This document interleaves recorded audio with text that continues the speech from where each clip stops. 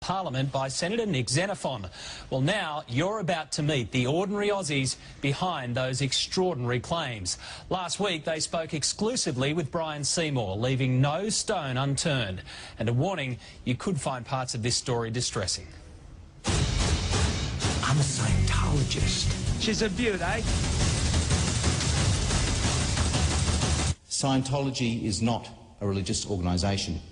It is a criminal organisation that hides behind its so-called religious beliefs. It's incredibly hard to live with.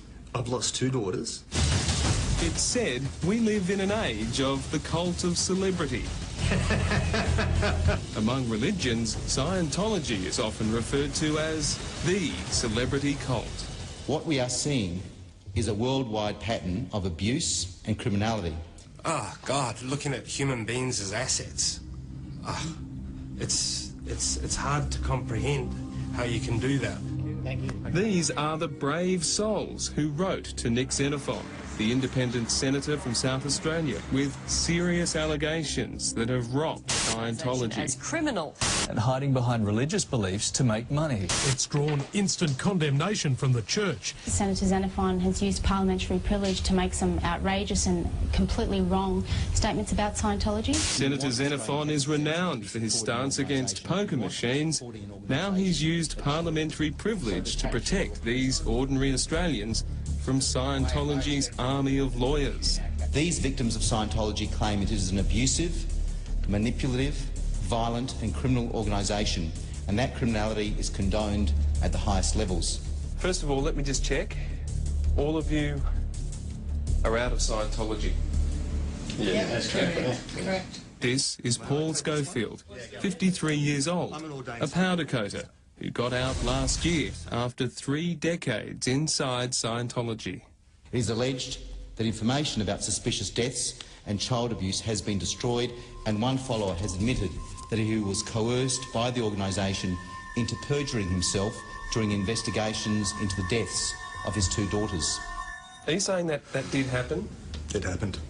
Paul says his first daughter, Lauren, who was 14 months old, was being babysat at the organisation's building in Sydney when she was allowed to wander the stairs by herself and fell.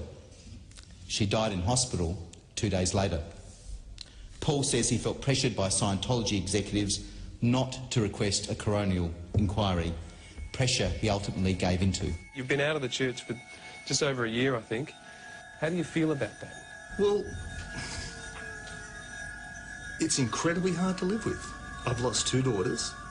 Both times I've done my utmost to protect the church from any consequences of those deaths. For what?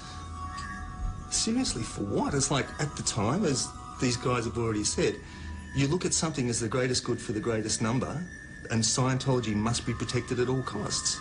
His second daughter, Kirsty, who was two and a half, died after ingesting potassium chloride, a substance used as part of a so-called purification program run by the organisation.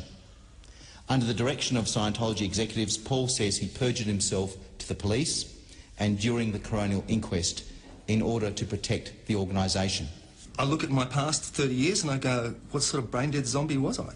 Seriously, I can't justify my actions. I can't critically say what I did was correct. I cannot do that, and I have to live with that. But the best I can do is make sure that no one else falls into that trap. Aaron Saxton is 36 years old. An IT contractor, Aaron is now based in Perth.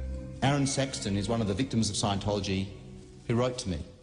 He was born into the organisation and rose to a position of influence in Sydney and the United States. What do you think the average Australian, hearing about some of the claims you've made, would make of Scientology? What would they think of Scientology, hearing some of the things you were involved in, you witnessed? I think that they would question whether or not those tactics, those sort of policies would actually be acceptable in a country that's a democracy, a first-class country. Or a first-class outfit featuring some of the brightest stars in the world. Let me ask you about a couple of specific things Senator Xenophon has mentioned. He says while under control of Scientology, he was involved in coercing female followers to have abortions. How do you feel about this now? How do I feel about it?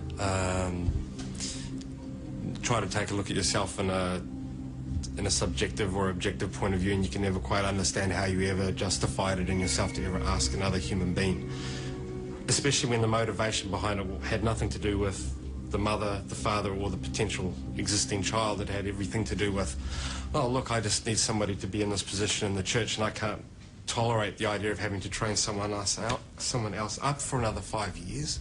And that's your motivation behind it. Aaron says women who fell pregnant were taken to offices and bullied to have an abortion. If they refused, they faced demotion and hard labour.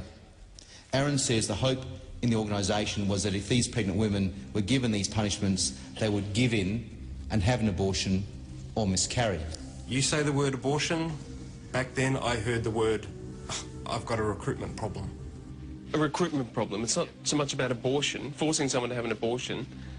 So, and how do you force them? What was the threat? What was the penalty if they didn't have the abortion? What were they facing? The penalty was identical in every state, because the bottom line... And what's the penalty? You could be put through what they would call a confessional, which any other human being would call an interrogation. Perhaps the most stunning evidence about forced abortions in Scientology comes from the founder of Scientology himself. This is L. Ron Hubbard, giving one of his Scientology lectures in 1952. The auditors who have discovered this to date have asked me not to mention it, but theta clearing provides pregnancy termination at will. We mustn't mention this because, God help us all, there goes the moral code.